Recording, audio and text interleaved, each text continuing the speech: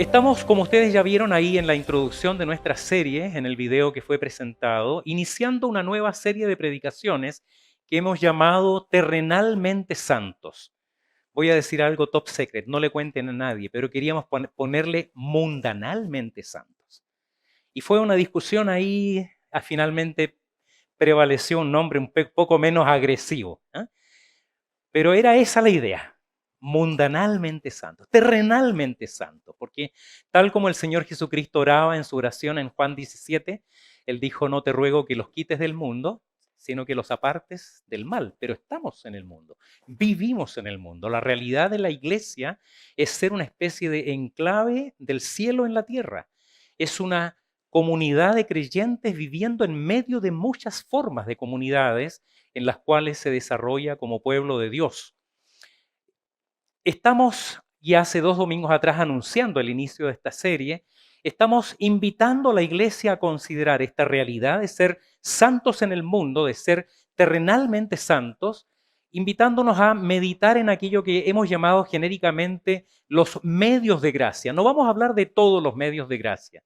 Tal vez esto incluso deje gusto a poco en nosotros, pero vamos a hablar de al menos 4 elementos que debieran estar presentes en la vida del creyente, de un auténtico siervo de Dios, un santo en el mundo, que son la oración, de lo que vamos a hablar hoy día, la lectura de la palabra de Dios, la adoración comunitaria y la comunión de la iglesia de Cristo como medios que el Señor dejó no solo para bendecir a la iglesia en cuanto a comunidad de creyentes, sino también para ser el medio por el cual la iglesia alcanza, es sal, es luz de la tierra. Pero ¿cómo serlo siendo estos santos en el siglo XXI? Que es un poco lo que dice también en la bajada de nuestro título principal, viviendo la espiritualidad en el siglo XXI. En un tiempo en que ya ni siquiera se califica la cultura que nos rodea como posmoderna. La expresión moderna fue en el tiempo de la Ilustración, posmoderna posteriormente, hasta nuestros días todavía se habla de posmodernidad, pero lo que hoy día está predominando en la cultura que nos rodea es ya la era de la posverdad. Posverdad, ya habíamos anunciado algo acerca de esto hace 2 domingos atrás. ¿Qué es esto de la posverdad? Repitamos una definición que da la Real Academia de la Lengua Española. Esto, aquí yo no agregué ni media palabra, esto es lo que dice la Real Academia de la Lengua Española. Posverdad, distorsión deliberada de una realidad que manipula creencias y emociones con el fin de influir en la opinión pública y en actitudes sociales. Y agrega, los demagogos son maestros en la posverdad. Ese es el contexto en el que hoy se desarrolla la iglesia. Aquellos que nos llamamos, que creemos, que sostenemos, y es libre solo en aquel que dijo ser la verdad, esta iglesia que proclama la verdad y cree en la verdad y que enseña y comparte lo que es la verdad para nosotros, se desarrolla en un mundo que hoy desprecia y además se muestra abiertamente hostil al evangelio y a la fe cristiana. ¿Cuántos de nuestros padres jóvenes hoy están preparados para que a sus hijos les hagan bullying en el colegio? No por su aspecto, sino por ser cristianos. ¿Están preparados para eso? La iglesia se sostiene y cree en aquel que es la verdad. No hay opción para el creyente y ese es el elemento principal que el Señor tuvo en mente cuando deja para nosotros estos medios de gracia. Y uno de estos medios de gracia es la oración. Se ha dicho que la oración como tema de estudio es uno de los temas en la que la mayoría de los que hablan acerca del tema debieran pasar, tomar asiento y dejar que otro hable en su lugar, más autorizado. También John Piper escribió hace algunos años atrás, y tengo perfecta memoria de haberlo visto en el Facebook, que es curioso, pero lo vi en Facebook, y él decía, uno de los grandes méritos de las redes sociales será evitar que en el juicio muchos digan que no oraron por falta de tiempo. Todos aquellos que dicen que no tienen tiempo para orar, las redes sociales los van a desmentir. ¿Cómo está tu vida de oración? Sé que muchos de los miembros de esta iglesia son cristianos de oración, pero sé también que muchos de acá necesitamos crecer en esta dimensión de la vida como discípulos de Cristo. Vamos a abrir nuestras Biblias entonces para buscar en la palabra del Señor, y más incluso que no solo en la palabra, sino que en el ejemplo del propio Señor Jesucristo y en su enseñanza, la fuerza, el ejemplo, el testimonio que hoy día necesitamos como iglesia para desarrollar esta faceta tan importante de la vida espiritual, que seguirá ejerciendo su influencia benéfica tal vez como ninguna otra, esa fuerza espiritual que necesitamos para enfrentar las demandas de nuestra era, en un contexto de una cultura posverdad. Mateo capítulo 26, versículos 36 al 45. Mateo capítulo 26, versos 36 al 45. En la medida que lo encuentre, le voy a pedir que se ponga de pie, por favor, para mostrar nuestra reverencia por la palabra del Señor. Evangelio de Mateo, capítulo 26, versículos 36 al 45. Dice así la palabra del Señor. Entonces llegó Jesús con ellos a un lugar que se llama Getsemaní y dijo a sus discípulos: sentaos aquí entre tanto que voy allí y oro. Y tomando a Pedro y a los dos hijos de Zebedeo, comenzó a entristecerse y a angustiarse en gran manera. Entonces Jesús les dijo: mi alma está muy triste hasta la muerte. Quedaos aquí y velad conmigo. Yendo un poco adelante, se postró sobre su rostro orando y diciendo: Padre mío, si es posible, pase de mí esta copa, pero no sea como yo quiero, sino como tú. Vino luego a sus discípulos y los halló durmiendo, y dijo a Pedro: ¿así que no habéis podido velar conmigo una hora? Velad y orad para que no entréis en tentación. El espíritu a la verdad está dispuesto, pero la carne es débil. Otra vez fue y oró por segunda vez, diciendo: Padre mío, si no puede pasar de mí esta copa sin que yo la beba, hágase tu voluntad. Vino otra vez y los halló durmiendo, porque los ojos de ellos estaban cargados de sueño. Y dejándolos, se fue de nuevo y oró por tercera vez, diciendo las mismas palabras. Entonces vino a sus discípulos y les dijo: dormid ya y descansad. He aquí ha llegado la hora y el Hijo del Hombre es entregado en mano de pecadores. Oremos al Señor. Eterno Señor y Padre nuestro, es tu palabra la que hemos abierto. Hemos leído en ella, Señor, aquello que tú inspiraste por tu Santo Espíritu, para que Mateo la preservara para cada uno de tus hijos, oyentes y lectores de tu Escritura. Esta palabra tuya que ha pasado por los siglos, Señor, llega también hasta nuestro tiempo. Y tú conoces nuestras necesidades, sabes la realidad que rodea tu iglesia, sabes las luchas, preocupaciones y circunstancias que afectan la vida de cada uno de nosotros. Y sabemos, Señor, que tu palabra sigue hablando hoy con la misma autoridad, que ella no cambia, Señor, que permanece eterna en los cielos. Y así, Señor, queremos hoy día someternos a tu palabra, que ella nos lea a nosotros así como la hemos leído. Y Señor, líbrame de cualquier error que yo pueda cometer al exponer tu palabra. Pero todo aquello, Señor, que esté en armonía con tu propósito para la iglesia, que siga obrando en nosotros, que nos inquiete, nos incomode, que nos corrija, nos aliente, Señor, para vivir vidas examinadas delante de ti, para la honra de tu nombre. En el nombre de Jesús, amén. Tomen asiento, por favor.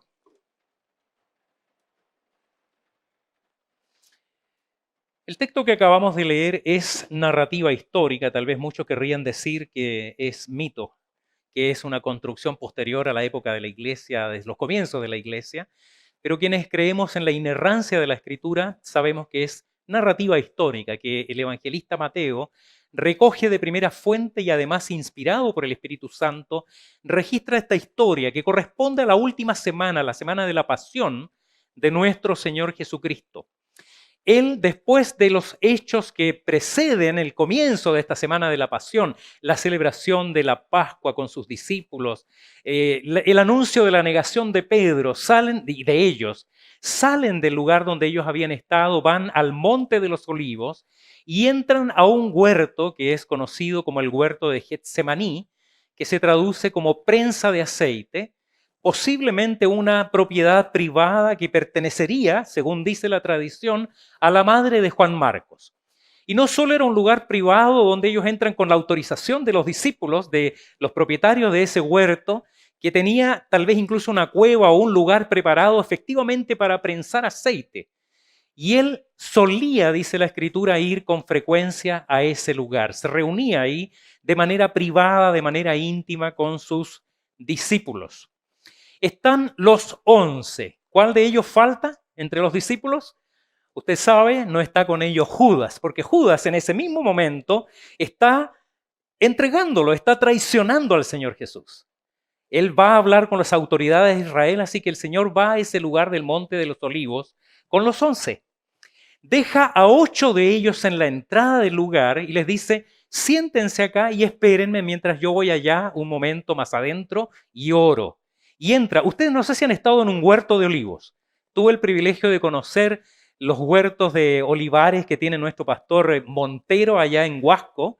Usted sabe que la aceituna de Huasco es famosa. Conocí ahí olivos más que centenarios y es un lugar muy lindo, es muy fresco y tiene mucha sombra. Así que imagínenselo ahora de noche. Independiente de que hubiera habido luna ese día, lo más probable es que el lugar estuviera relativamente sombrío. Así que él entra un poco más allá en el huerto, se hace acompañar por 3 de sus discípulos que eran su círculo más íntimo, Pedro, Juan y Jacobo. Usted lo cantó cuando niño, ¿no es cierto? Ellos solían estar con el Señor. Normalmente eran el círculo más íntimo, el que estaba cerca de él en los momentos más complejos. ¿Estuvieron estos 3 hombres con el Señor en la transfiguración? ¿Estuvieron con él? Fueron los únicos que el Señor autorizó a entrar en la resurrección de la hija de Jairo. Y ahora le pide a estos 3 discípulos, a Pedro, a Juan y a Santiago, que lo acompañen en ese momento crucial de su vida, cuando él está próximo a enfrentar la crucifixión, la muerte. Pedro es hasta cierto punto el líder natural y con ellos, esos 2 otros hermanos, que además eran hermanos entre sí, constituyen este círculo íntimo del Señor. La narrativa se refiere o se enfoca luego entonces en este momento, lo que leímos recién, este momento en que el Señor va a orar y pide a estos 3 hermanos cercanos, a estos 3 discípulos, que velen con Él, que lo acompañen en ese momento crucial, en el momento de probablemente crítico que él está pasando en su emocionalidad.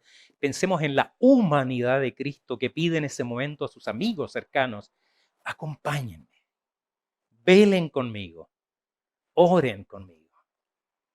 Él se aparta, muy poquito de ellos, dice la Escritura en los otros evangelios, que puso su rostro en la tierra y comenzó a orar como dice el texto que oraba. ¿Qué hacen ellos mientras él ora? Ellos duermen. Los evangelios relatan este episodio, cada uno con un enfoque particular.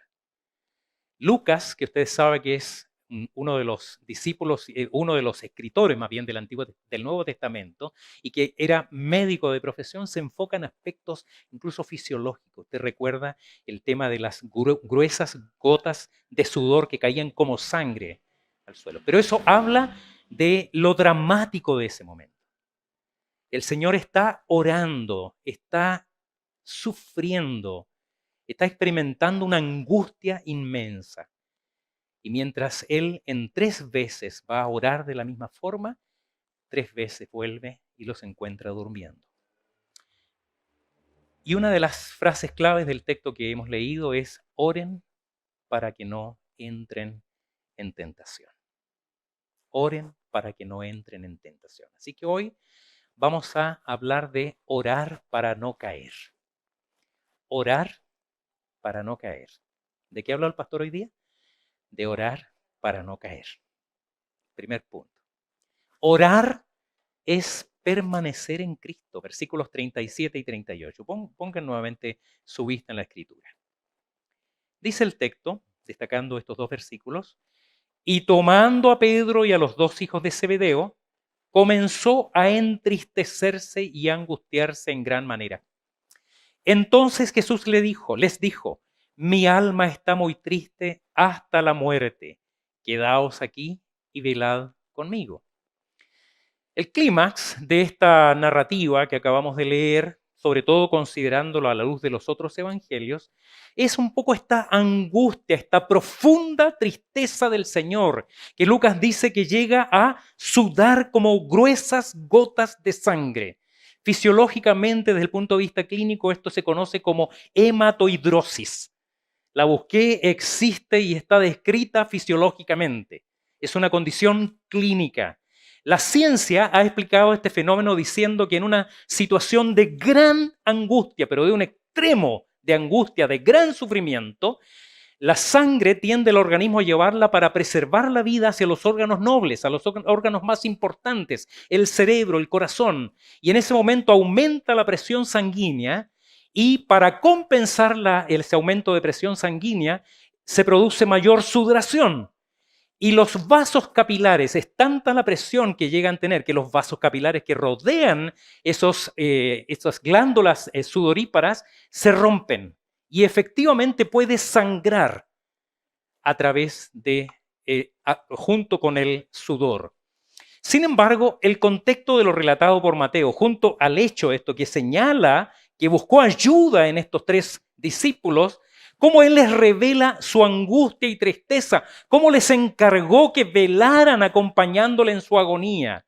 3 veces dice la Escritura que fue a orar, las 3 veces vuelve y los encuentra durmiendo. Enfoca entonces en nosotros, los creyentes del Señor, cómo Él espera que oremos y velemos para no entrar en tentación. Orar para no caer, orar para no ceder a las demandas de la carne, orar y velar para no anteponer a las demandas del Espíritu las obras de la carne. Orar y velar en este caso en particular para identificarnos con el Cristo sufriente, con el dolor de Cristo, con la soledad de Cristo, con la humanidad de Cristo. La oración era una práctica habitual en el Señor. Cuando se les perdía de vista el Señor a los discípulos, ellos sabían que se había perdido para orar, que se había ido a un monte, que se había internado en un bosque, o incluso que pasaban noches enteras en oración. Creo que lo he comentado alguna vez, pero en una conversación con un pastor hablábamos de esto de orar intensamente y él me dice, ¿no será pietismo eso? Nunca me he olvidado de eso, no les pienso decir quién fue. ¿No será pietismo eso de orar tanto? Hermanos, el Señor oraba intensamente. El Señor Jesucristo, Dios con nosotros, Cristo encarnado, verdadero Dios y verdadero hombre, oraba intensamente, frecuentemente, noches enteras en oración. ¿Cuánto más nosotros? ¿Quién podría decir que no tiene las necesidades físicas, espirituales, emocionales que tuvo el Señor Jesucristo en su humanidad, enfrentado a una crisis tan grande como esa? Tomó a Pedro y a los hijos de Zebedeo, a Juan y a Santiago, le pide a ellos que se acerquen a Él, procura la intimidad con sus amigos más cercanos. Ya hemos hablado antes, también hace poco hablamos del valor de la presencia de los que amamos, de un amigo en un momento de crisis, que ni siquiera tiene que decir cosas, sino que simplemente estar a tu lado. Y el Señor les pide, por favor, vigilen. Él necesita orar, necesita concentrarse en la oración. Sabe que uno lo está traicionando en ese momento y que en cualquier momento el lugar va a ser interrumpido por la presencia de guardias armados que vienen a tomarlo prisionero para llevarlo a juicio. Y Él les pide solo una cosa: quédense aquí conmigo.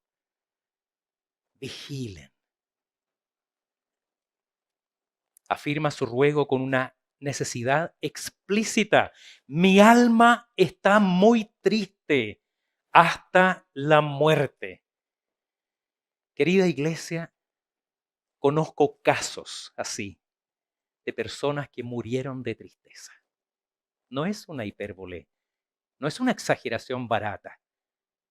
Se puede morir de pena y conozco casos. La tristeza, la depresión es debilitante. Se pierde el apetito, las ganas de vivir, ese impulso vital que nos permite enfrentar las crisis. No hay fuerzas. Leía de un médico mexicano que se llama Gustavo Aguilar, inmunólogo, profesor de una universidad en México, y él dice que los linfocitos NK, los natural killer, son especialmente sensibles a la tristeza, a la depresión. Nuestro sistema inmunológico se debilita y entonces estamos más expuestos a las infecciones, a las enfermedades. Y personas se enferman de tristeza y pueden morir. Así que no es una hipérbole solamente cuando el Señor les dice, mi alma, esa alma humana del Señor Jesucristo, que no es el Espíritu Santo. Nuestro Señor Jesucristo es encarnado con alma y cuerpo. Y Él dice, mi alma está muy triste hasta la muerte. Y cuando ora, su sudor es como gruesas gotas de sangre. Así que la tristeza efectivamente puede matar y el Señor lo sabe. Así que le dice, quédense conmigo velando. Se aparta un poco, está a la vista de ellos, pero ellos se duermen. Vino a ellos 1 hora aproximada después. No significa que hayan sido exactamente 60 minutos, pero mientras él ora en agonía, ellos duermen. No pudieron acompañar a su maestro un tiempo tan breve como 1 hora. En ese momento crucial. El hecho de que él se dirija a Pedro no significa que sea él el vocero necesariamente, pero es bien significativo porque si usted lee un poquito antes el texto, lo que ocurrió antes de este episodio es que Pedro con los otros discípulos le estaban diciendo, aunque todos te abandonen, Señor, yo nunca, aunque ellos se vayan, yo no te voy a dejar. Yo estoy dispuesto a morir por ti antes que traicionarte. Pasa 1 hora. El Señor orando y toca a Pedro. Debe haber sido terrible eso. ¿Qué me dijiste recién? ¿Te acuerdas lo que acabas de decirme? Y no has podido vigilar 1 hora conmigo. El Señor dijo de alguna manera con esta situación que Él experimenta con sus discípulos, que nosotros, creyentes en Jesucristo, no podemos descuidar una demanda tan importante como la que el Señor nos hace en su palabra. ¿Qué representa para nosotros esta expresión del texto de la oración del Señor?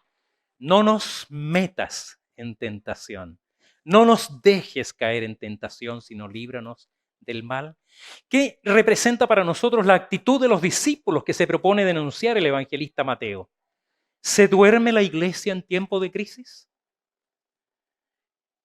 ¿Es posible que nosotros, creyentes en Cristo, en un tiempo de crisis de la iglesia, esté dormida? ¿Será como la actitud de Jonás en el fondo de esa nave camino a Tarsis, que mientras afuera los marineros paganos claman a sus dioses, aligeran el peso de la nave y hacen esfuerzo para no hundirse? ¿Qué hace el creyente? Va al fondo de la nave y duerme. Al punto que el capitán de la nave tiene que ir y decirle, dormilón, levántate y clama a tus dioses. ¿Cómo recibirá el Señor nuestra actitud de estar dormidos en un mundo en crisis? Dormidos mientras el enemigo no descansa en su lucha contra la iglesia y contra Cristo. ¿Qué representa para nosotros también esta solicitud del Señor de velar con Él en oración, en la hora de sufrimiento y agonía del propio Señor Jesucristo? Cristo dijo que cuando visitábamos al que está en la cárcel, cuando cubrimos al desnudo, cuando alimentamos al que está con hambre, lo hacemos a Él mismo. El Señor sigue hoy sufriendo oposición, traición, furiosa hostilidad. ¿Dormirá la iglesia en vez de velar? ¿Cómo recibirá el Señor nuestras oraciones? Porque yo no digo que no oremos. No creo que haya ninguno de nosotros que al menos una vez al día no ore. Al menos para dar gracias al Señor por los alimentos. Pero ¿cómo recibirá el Señor nuestras oraciones si éstas se enfocan en mis necesidades? Y no digo que no sean legítimas y que no debamos orar al Señor por mí, por mi familia, por mi esposa, por mis hijos. Pero no estamos orando por el cuerpo sufriente de Cristo. Por las luchas que la iglesia, que es el cuerpo de Cristo hoy día, está experimentando en el resto del mundo.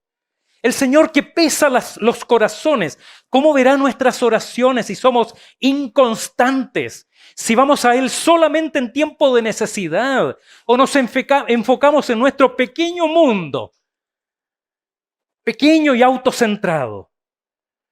¿Cómo recibirá el Señor nuestras oraciones si caemos en vanas repeticiones, hilvanando frases hechas y aprendidas y repetidas al punto que ya son dichas casi sin pensar?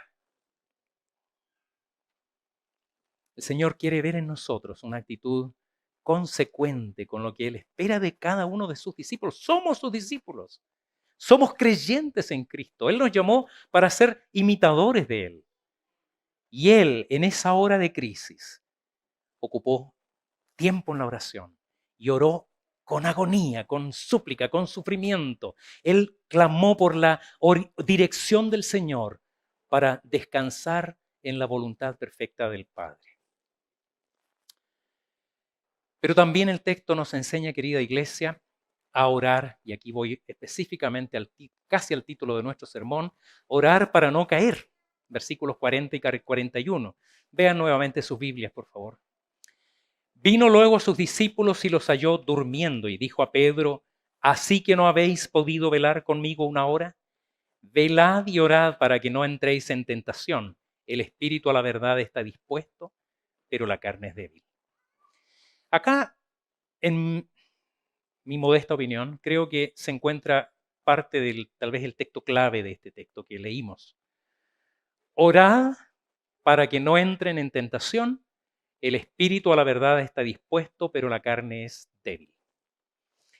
En la propia experiencia del Señor, en esa debilidad física que Él está experimentando, lo que mueve al Señor es advertirles a ellos del peligro de la falta de vigilancia y el efecto de descuidar la oración sobre nuestras vidas, que podría ser efectivamente demoledor.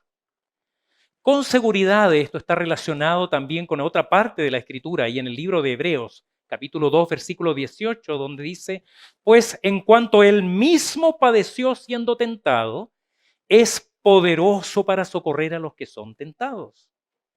Estaba en ese momento el demonio tentando al Señor Jesucristo como lo tentó en el desierto durante 40 días y 40 noches. Al menos una de las tantas representaciones que se ven durante Semana Santa muestra esa posible realidad. La pasión de Cristo de Mel Gibson muestra al demonio rondando ahí en el huerto de Getsemaní. No lo sabemos, pero es interesante que los otros evangelios dicen también, efectivamente, el capítulo 1, versículo, perdón, el Evangelio de Marcos habla del Señor Jesucristo tentado y en el desierto, y también la Escritura señala en los Evangelios, capítulo 22, 43 de Lucas, que Él era sustentado, reconfortado, fortalecido por los ángeles, que nos recuerda, como decía, esa tentación del Señor en el desierto. ¿Qué ocurre cuando el foco de nuestra vida está puesto en lo material? ¿Qué ocurre cuando la codicia, los deseos de prosperidad se elevan por encima de nuestra fe y piedad? Hermanos, no estoy diciendo que no pueda haber en nosotros interés y preocupación por lo material, por el bienestar, por tener buena salud, buena condición física. Pero ¿qué ocurre cuando esas cosas reemplazan la preocupación por la salud espiritual, La palabra dice el apóstol Pablo en su primera carta a Timoteo 6, 8, 9. Así que teniendo sustento y abrigo, estemos contentos con eso, porque los que quieren enriquecerse caen en tentación y lazo y en muchas codicias necias y dañosas que hunden a los hombres en perdición y destrucción.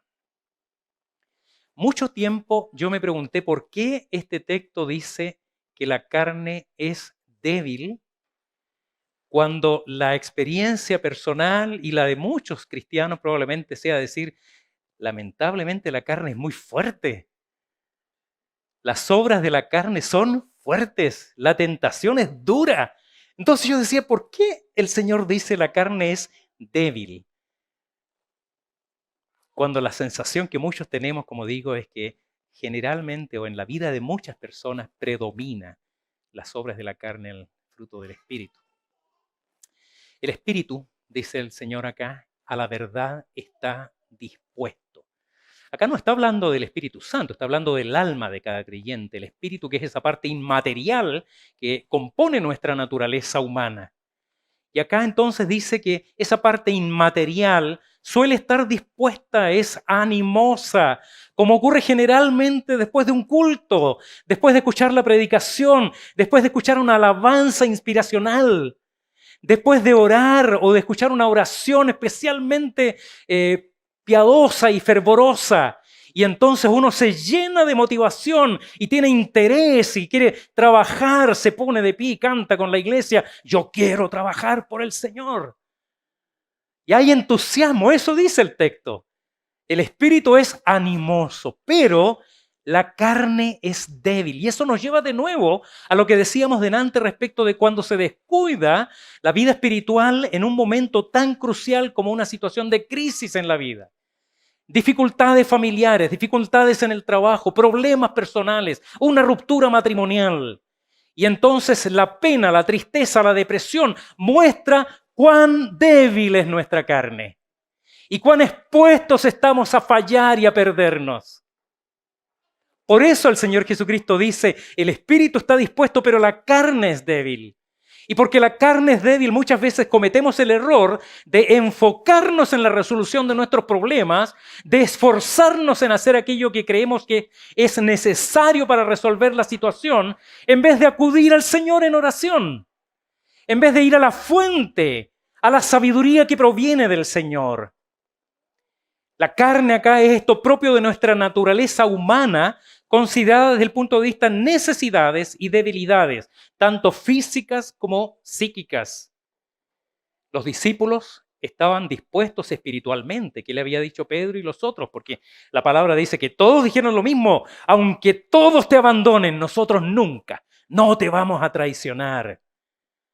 Sin embargo, en un momento de la crisis del Señor, cuando les pide, oren conmigo, vigilen acá, ellos se dejan vencer por el cansancio y el sueño. Por tanto, ¿qué significa esto? Ellos atendieron primero las necesidades de su carne, descuidando las necesidades del espíritu y sucumbieron a la tentación. ¿Cuál fue para los discípulos la mayor tentación? ¿Cuál fue para ellos el peligro que se cernía en ese mismo momento sobre ellos y de lo cual el Señor les advierte, vigilen y oren?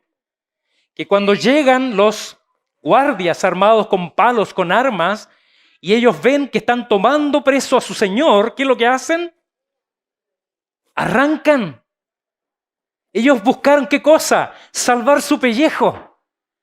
Pusieron patitas para qué te quiero.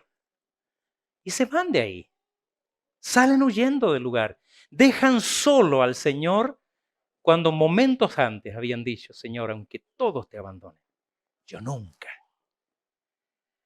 A la luz de estas fuertes declaraciones emocionales de Pedro, no es extraño que el Señor fuera donde él y le toque el hombro y le dice, Pedro, una hora no pudiste velar conmigo. Y que de esa mirada del Señor, cuando ya en el patio del sumo sacerdote, Pedro niega 3 veces al Señor y sus ojos se encuentran con los de su maestro. Y el Señor solo lo miró Y dice la Escritura que Pedro salió de ahí y lloró amargamente. 3 veces nuestro amado Señor y Salvador va para orar, para suplir su necesidad espiritual y vencer su propia humanidad. Y aquí voy a decir esto con cuidado, hermanos, porque en la humanidad de Cristo en ese momento le aterra la perspectiva de beber la copa de la ira de Dios. Ya hemos hablado de esto, que el Señor no está preocupado de los látigos romanos, de los clavos en sus muñecas y sus pies, de la corona de espinas en su cabeza, ni de la muerte por crucifixión, que es una de las formas de tortura más horribles que existe. Pero lo que verdaderamente en la humanidad aterra al Señor Jesucristo es beber de la copa de la ira de Dios.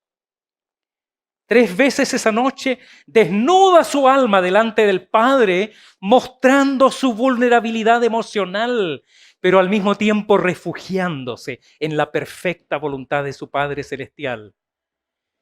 3 veces ora de esta manera y 3 veces vuelve y encuentra durmiendo a sus amigos más íntimos, a los mismos que le dijeron: moriremos contigo, jamás te abandonaremos. En la oración, el Señor encontraría la fuerza espiritual para superar el terror de la muerte, la confianza absoluta en la voluntad del Padre, la entereza para reprender a Pedro, conminándolo a guardar su espada cuando hiere al siervo del sumo sacerdote, la entereza y la serenidad para enfrentar a los judíos en el juicio, que vociferan acusaciones en su contra, mintiendo muchos de ellos, y la fuerza moral y espiritual para soportar también la tortura y la muerte en manos de Roma. Pero sobre todo el Señor encuentra en la oración la fuerza espiritual para ir a la cruz en obediencia al Padre y enfrentar la amarga copa de la ira de Dios para morir en nuestro lugar, pagando el precio de nuestra redención. Fallamos, lamentablemente, querida iglesia, si creemos que somos capaces con nuestras propias fuerzas de enfrentar luchas y oposiciones, ya sean estas abiertas en el mundo que nos rodea o mucho más peligrosas, sutiles, disfrazadas de buenas intenciones, de concesiones a la iglesia. Enfrentamos y seguiremos enfrentando hasta el fin de los días un mundo descrito por algunos como una tiranía humanista anticristiana. Hermanos, abran los ojos. Va a llegar un momento tal vez para la iglesia en que ya no va a ser bien visto decir yo soy cristiano y además soy evangélico o soy presbiteriano. Soy observante, tengo valores y principios sustentados en las Sagradas Escrituras, que es la palabra de Dios y es la verdad. Eso ya no va a ser bien visto. Y si no oramos, nuestra carne, es decir, nuestra humana necesidad, será presa fácilmente de los encantos ideológicos de nuestro tiempo, de la demagogia, de la propaganda globalista, de las demandas terrenales con las que Satanás, que es descrito como el príncipe de nuestro mundo, intentó seducir al propio Señor Jesucristo en el desierto, con la fama, con las necesidades materiales resueltas y con poder. Él oró intensamente 3 veces, en la crisis tal vez más intensa de su ministerio. Sus más cercanos discípulos, sus amigos íntimos, 3 veces se quedaron dormidos en vez de orar. Para meditar y vivir, hermanos. Vivimos tiempos extremadamente complejos. El apóstol Pablo en su carta a los Efesios en el capítulo 6, al describir la armadura del creyente, la armadura de Dios para el creyente, dice que nuestra lucha, y usted lo sabe, lo ha leído, pero esto toma especial relevancia en nuestros días. Nuestra lucha no es contra sangre y carne. Ya no nos preocupa, al menos en nuestro contexto, la espada musulmana. Hay lugares donde sí, todavía está ese peligro. Pero en nuestro contexto, nuestra lucha no es contra sangre y carne, sino contra principados, contra potestades, contra los gobernadores de las tinieblas de este siglo, contra huestes espirituales de maldad en las regiones celestes. Por eso, junto con toda la armadura de Dios, el apóstol Pablo insiste, orando en todo tiempo, con toda oración y súplica en el Espíritu, y velando en ello con toda perseverancia y súplica por todos los santos. En la hora de la crisis, para no morir de angustia, tristeza o temor, el Señor recurrió a la oración para refugiarse en el Padre Celestial y hallar en Él la fuerza para enfrentar la más dura de las pruebas en todo su ministerio. En esa hora, nuestro Señor pidió a sus discípulos que velaran con Él. Ellos durmieron. Porque el Señor conoce nuestra debilidad y sabe el Señor que tenemos una tendencia a entusiasmarnos emocionalmente o intelectualmente con la espiritualidad cristiana. Nos apasionan las lecturas, escuchamos sermones, recibimos estudios, compartimos memes cristianos y recibimos otros y los reenviamos. Y el Señor nos conoce. Y Satanás también. Y sabe que muchos creen que haciendo esas cosas tienen buena espiritualidad cristiana. Hermano, tiene que orar como el Señor espera que usted ore. No seamos ingenuos. ¿Dormiremos también? Dejarás de vigilar y orar cuando el traidor, así como Judas estaba en ese momento tramando la captura de Cristo. Mientras nosotros estamos acá reunidos, el traidor está tramando con furia su venganza contra los cristianos en este tiempo. Yo no sé cuántos saben esto y me perdonan los hermanos del consistorio si digo algo inapropiado. Ya me estoy poniendo el parche antes de la herida. Pero el templo está siendo atacado por termitas. ¿Cuántos sabían? Ahí hay unos azulejos, unos cerámicos tapando unos hoyitos, por allá hay otros. Las termitas hacen su trabajo silenciosamente, bajo tierra. No se ven, pero ellas están ahí. En cualquier momento, antes que nos demos cuenta, el edificio podría venirse al suelo. No va a pasar ahora, no se preocupen. Y estamos buscando las soluciones también. Pero el enemigo no descansa. Y el Señor lo sabe. Y sabe que nosotros podemos enfocarnos en lo que se ve. Y está todo tan bien, parece estar todo en orden. Pero el enemigo trabaja subterráneamente. ¿Qué hizo el Señor para prepararnos para eso? Él no nos dijo, hagan esto, acá, allá. Oren. Oren para vencer, oren para no caer en tentación, oren para recibir del Señor la fuerza espiritual que necesitan. Oren para que la disposición de sus corazones sea llevada también en la realidad de los hechos a una presencia gloriosa del Señor en nuestra vida en todo momento, también en los tiempos de crisis, que como creyentes y como iglesia pudiéramos enfrentar. Que el Señor bendiga a su iglesia y decimos todos amén.